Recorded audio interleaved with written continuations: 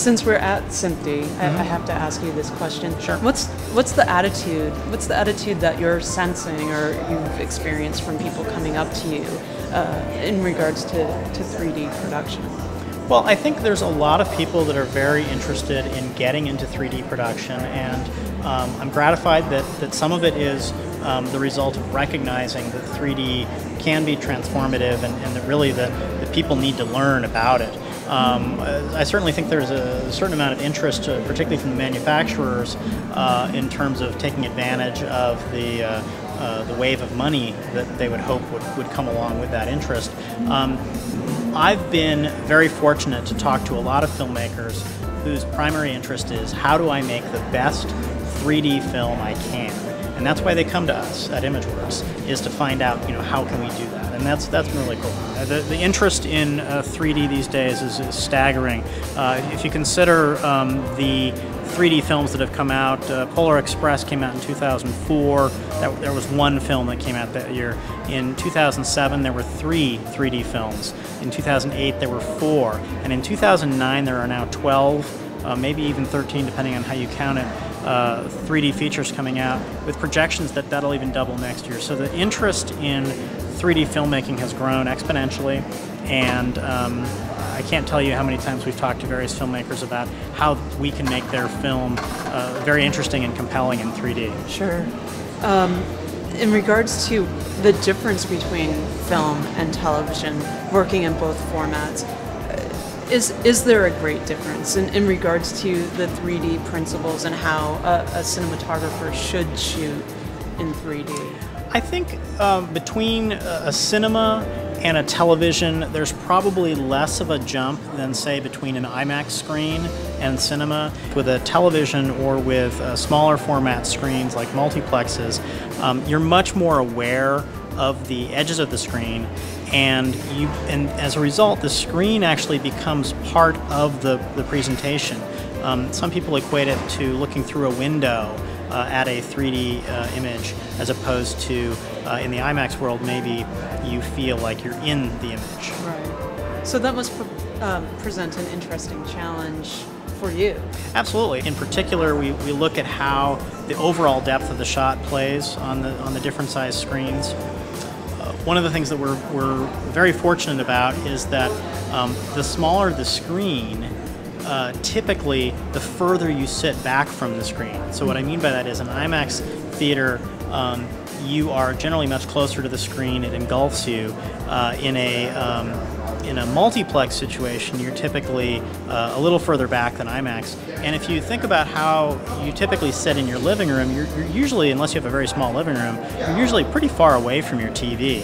And the reason that comes up is that the further away you are from the screen, the more expanded the overall depth of a 3D scene will feel. You should try it sometime. Go into a theater, watch a 3D film from the front row, and then move to the back row, and you'll see that it's a very different experience. It's a much deeper experience the further back you are. And by deeper, I mean everything kind of stretches out. So television has kind of a benefit. Because you tend to sit further away from your television, it tends to, even though it's a smaller screen, it tends to exaggerate the 3D effect.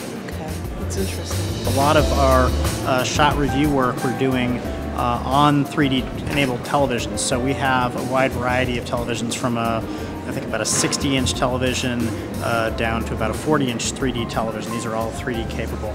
And so we're constantly looking at our material both on the large screen, 40 feet, all the way down to the small screen, 40 inches. If someone doesn't have a 3D capable television or any special equipment at home, is it of value to them to actually be watching 3D on the television? Well, I mean, if you don't have the playback device, if you don't have a 3D capable television, then you're not going to get a 3D effect. So one of the things that we're looking forward to is there are a lot of vendors, Sony included, who have 3D televisions either coming or in the works, that are going to be superior. They're really going to be a high quality 3D experience, much like what you get in the cinema, but just on a much smaller screen. We'll probably see those in the next year to two, that they'll start to really reach mass market. What's your prediction in regards to television and 3D? Do you feel that there'll be a good marriage at some point in time in the future? I think that one of the things that's particularly interesting about television in 3D is that, and 3D in general we'll start with, 3D is a transformative medium. Almost any content that you film and present in 3D becomes a totally new experience when you see it in 3D. And so imagine the kinds of things that you watch on your television at home, and now imagine those being transformed by the extra dimension. The obvious content that people seem to really be interested in, and I personally think are going to start driving towards adoption of 3D at home, are video games and sporting events. Video games, many of them today are already built in a 3D virtual world. They already exist in a 3D space. It's just inside a computer. And to take that 3D world and image it from 2 points of view, in other words, your 2 eyes, is relatively straightforward to do. There are drivers that exist now that can take PC games and make them work for 3D, and I've seen some of them. For example, Need for Speed Shift it's a driving simulator game where you feel like you're in the cockpit of a racing car. Truly amazing. So my feeling is that things like video games will certainly transform the 3D space. We're certainly going to see people buying TVs for video gaming. But also, if you consider sporting events, there's been a lot of tests recently of live sporting events, things like basketball games and football games and soccer games, that when seen in 3D, you feel like you're part of the action. And imagine, going to the Super Bowl in your living room. Mm-hmm. I think it would be an amazing experience. I agree.